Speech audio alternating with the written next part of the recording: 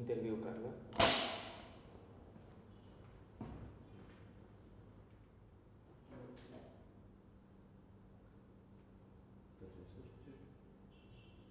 So, Karla, you were born during the war here in Lebanon. You're part of this new generation. You guys are known as the war generation. And I wanted to ask you, what's the first memory you have of your country? And if you know what it was like before you were born?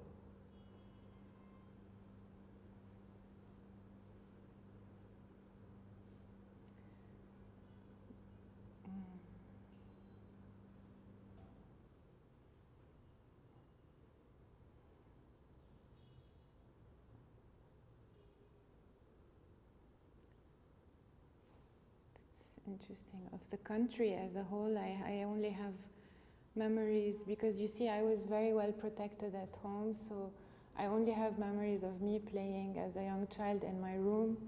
There were the window panels and rivers of sunshine coming inside, and me playing with my toys in my room. So it's not really of the country, but more of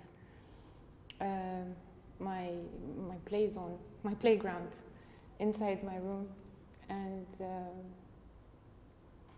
I heard about what the country was like before I was born from my family, from my dad, and about the glories of how beautiful Beirut used to be, always with this nostalgia of how the past was always glorious. And yeah, I don't have explicit memories of dramatic war because I didn't live it. But I do have some effects in my work as a child when I drew one of the drawings with buildings blowing up for a reason that I wasn't conscious of at the time, because I never really saw an explosion. I only heard about explosions and heard the sounds of explosions in the shelter. As a child, when I was hiding in the shelter, I used to play a game with my brother where we would hear the bombs and when they're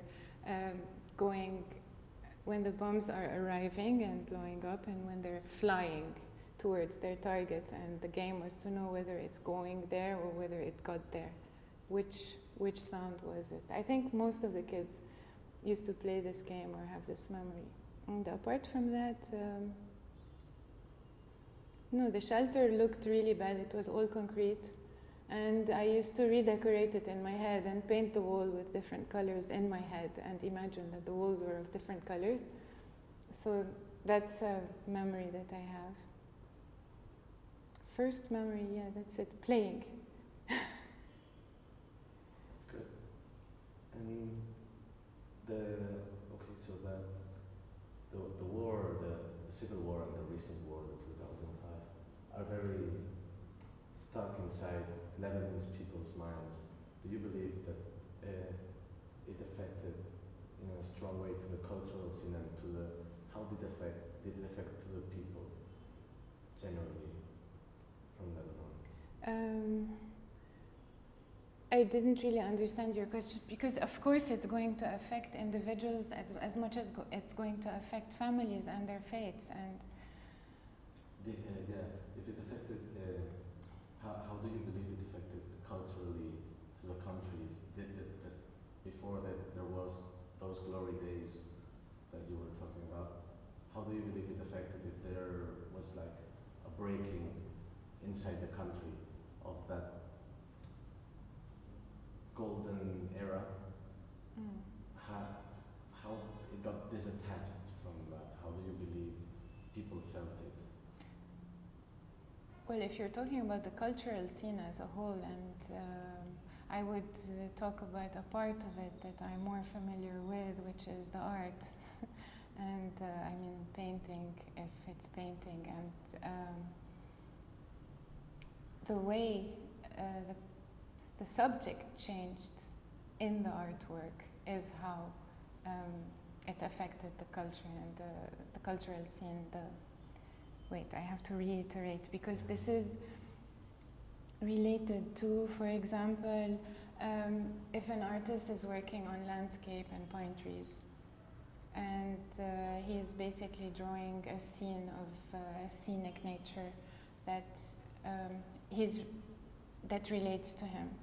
With time, if this person is going through a traumatic experience, eventually the work is going to be affected. I'm talking about X person, anybody. But as Lebanon has always been a mosaic of all these different people coming from different places with different experiences, like you have Paul Garagossian, whose subject is the Armenian genocide, and you have, among other subjects that he worked on, and you have other artists working on different things that they bring with their own past. I don't want to use any names now or quote anybody, but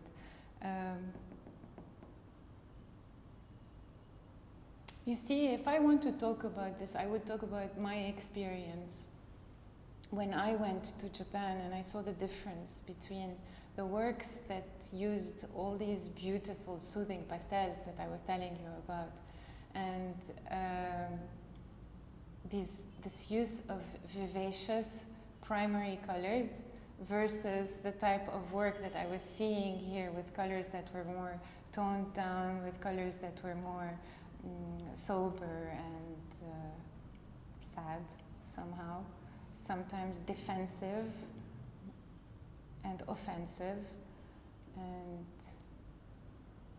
that's how I see, that's how I learned about the effect, because when you go outside of your own zone where you grew up and you look at it from a distance, you can see how different it is, but when you're in it, it's very hard to see. It's like your hand.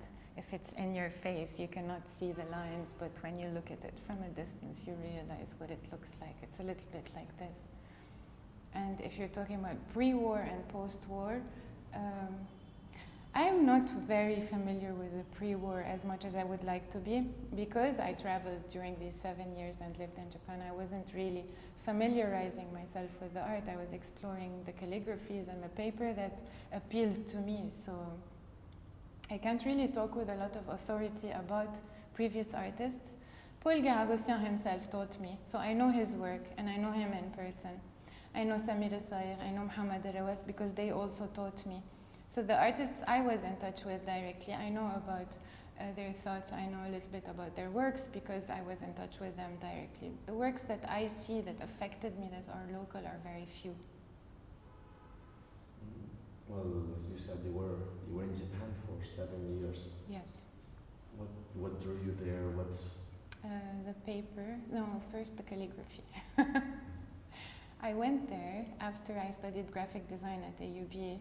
I was working at a publishing company where I used to work on mass-produced books for children.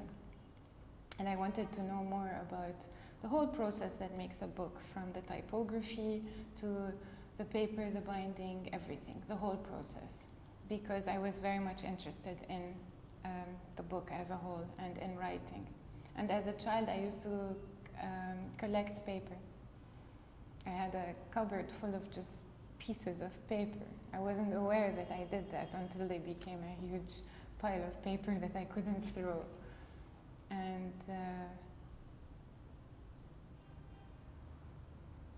well.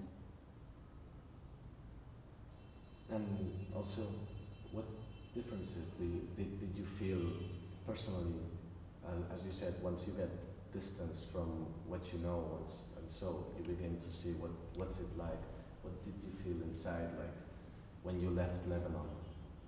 What emotions did it evoke in you when you were in Japan for so long? The noise, I was living in Lebanon and I was going down to Beirut, working, driving around the country. So I was exposed to a lot of noise, a lot of sounds that disappeared when I first went there. It was rice fields, it was complete silence, it was in a plane, it was a complete different experience. So the only sounds that I heard, as I told you before, were the sounds of the birds, the crows. And they were kind of my solace because I wasn't used to that much silence. It was too quiet, I couldn't handle it. How did I feel? I felt, I wanted to learn more. I wanted to understand what it's like to live in a different place where you don't know the language, you don't know anything about the culture. I refused to read about Japan before I went there. I didn't want second-hand information. I wanted first-hand information. To go there, to experience it, to know what my impressions were, my feelings were. I wanted to smell what it smelled like, what it felt like, everything. Taste it on my own without knowing about it or reading about some intellectual people who went there and got their own stories. This is why I chose a place that was remote. I didn't choose Tokyo from the beginning. I went to a village called Nagaoka, and this is where I started learning about the culture. It was more or less traditional. So, and they did use the word traditional in a lot of their talks about the place. So it used to be a samurai town a long time ago. Yeah.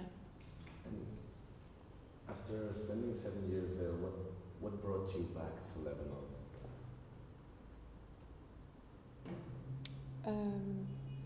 I had changed a lot. I had changed in a way that I wasn't sure of. I became somebody that I couldn't recognize myself anymore. So I had to come back. The first thing I had to come back for was a reality check. To see what happened, to understand what. Again, it's the same story in reverse. It's like when you leave Lebanon, you see it from a distance and you understand it better. Lebanon being my Lebanon, the Lebanon that I was familiar with. And again, Japan was also my experience in Japan. When I left it, I came back here to see what my experience was about there and whether I wanted to continue it, whether I wanted to expand it further, or whether I wanted to stay here. It was also related to how I was growing in my work and in my own personal life. Also, in your working paper, as you were showing me before, there are concepts that you write in the papers, like those. Yeah. What makes you go inside those concepts? What draws you to express those words that it's just one word that expresses so much, and the images of the eye, for example, the komenasai, the eye with the tear. What do you want to express with this kind of works? Well, to start with, when I was learning how to make the paper, I was interested in the actual paper itself, in the lines, the fibers that were within the paper, the impression of the tool on the paper, the chain lines. And what I saw inside this paper was not completely, I couldn't ignore it. It wasn't nothing. It was already a big deal. The paper was an artwork for me. And the process of making the paper made me see the details inside the paper even further. So I used to look at this paper and derive what I wanted from it, which made me go into watermarking techniques. And this series in particular was when I was first making geometric watermarks inside the paper. The shape of the water drop came out naturally with the tool that I was working with, and I centered it inside the paper and started working around it. The series that I did on the language, the words of politeness in Japan, were because I kept hearing them continuously in this area while I was learning the language. The words that I heard the most were domo, mottainai, itadakimasu, sumimasen, gomennasai. So I chose 13 words and I worked around them with elements from my own body that I felt were expressive. The mouth, the eyes, the hands. What else did we put? Yeah, that's about it. Also nowadays, as I was saying before, you're part of what I consider this new generation of artists that are growing up now and making the cultural scene in Lebanon come up again to work what it should be like, a cultural level that it's always been here, but due to the wars and so it was covered. And now, do you believe there's being a cultural regeneration here in Lebanon? Through you, Ayman, and the different do young you- artists that are nowadays working here.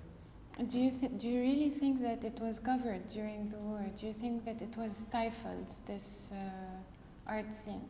Don't you think it was actually being it was actually structuring itself during that time? Structuring itself meaning it was being ignited by what was happening, or do you really think that it stopped? Now that you say it, it's true. It was being ignited. Because a lot of the work that happens, or it's produced from a certain reality that we are living here. If it's reignited right now, as you're saying, it's restarting in a way. It's always restarting. It's continuous. It doesn't stop. It doesn't have a start line. It doesn't have an end line. It's in a continuous growth, regardless of the time. I don't think there's a specific time where it started and it ended, or it stopped, or it halted, or paused. What's happening around you is part of your work.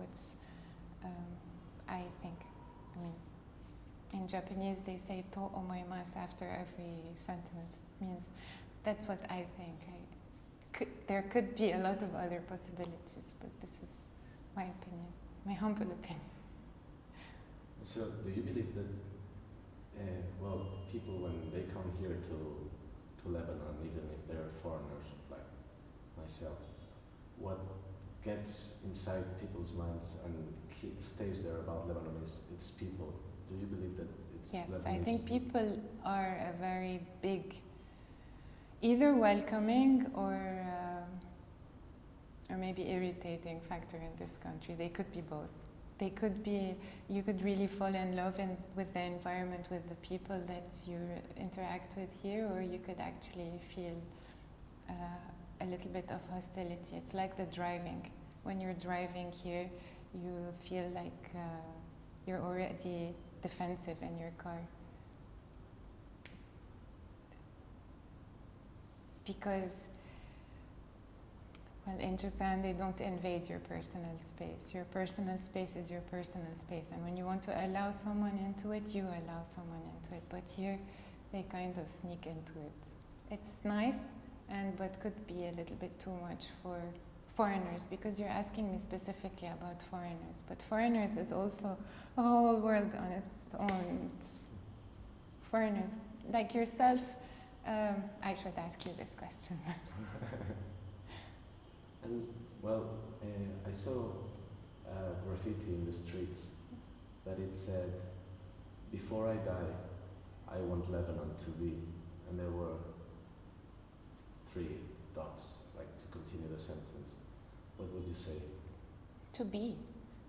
Full stop. That's the best answer. Well, thank you very much, Karla. It's finished? Yes. Okay. Look, I got a little bit confused with some of the answers because I'm not... I wasn't really focused on the art scene as much as I'm focused on the experience of all these different artists who are working in Lebanon. Because Ayman is working on his own path and his own street, and other artists, my friends, or whether it's local in Lebanon or abroad, art is born out of a personal, I can't find the word in English, but I want to say ma'anat. It's not only an experience, it's not really just suffering, but it's the way you handle what is being thrown onto you. And it's what you want to communicate. It's a communication. And whether it's here, whether it's during the war, whether it's before, it's always the same. It's always very much reflective of your state of mind, what's happening with you, or what's happening around you. This is why Japanese artists, young artists, would be working on these pastelish colors that I was talking to you about. I would be working with maybe manga characters, anime characters, and somebody here would be working on something more revolutionary with a lot of force and strength. And I saw this with the designs of posters between there and here. And Now that you said this, and knowing that Mohammed al-Rawas was a teacher of yours. Yes. When I was here the last time, he was exhibiting at the JIAL, the apotheosis of women, in which he mixed these strong figures of women and manga. What connection do you think there is between these two cultures that they converge, but they're so different in someone's work? Like, You see, he is the connection. He is searching for it, and he is the one who is connecting them. So the connection is inside of him. He likes to work with them. He is a fan and he enjoys them. I see him when I meet with him, I see him working with them and really adoring them. He collects them. And at the same time, this is where he's living, whether he's isolating himself from Lebanon, from Beirut, and living in his small atelier and working in it intensely and with a lot of delicate attention to every single detail. He is connecting ideas in his head through them as tools. Whether it's a woman in Lebanon or it's a manga character, an anime character, a very voluptuous, beautiful, free young girl, for him it's the story of the past, the legend that continues through manga characters and animes. And in many cases, anime characters and manga are based on a lot of legends and things that happened in the past. Because Japan has a very long history of storytelling. And I think there is a link through the storytelling factor. If this is your question specifically, yes, I think this is how he connects them. But I don't know if he knows that this is, or if he's doing that. This is my reading of his work. Good. Shukran. Shukran to you.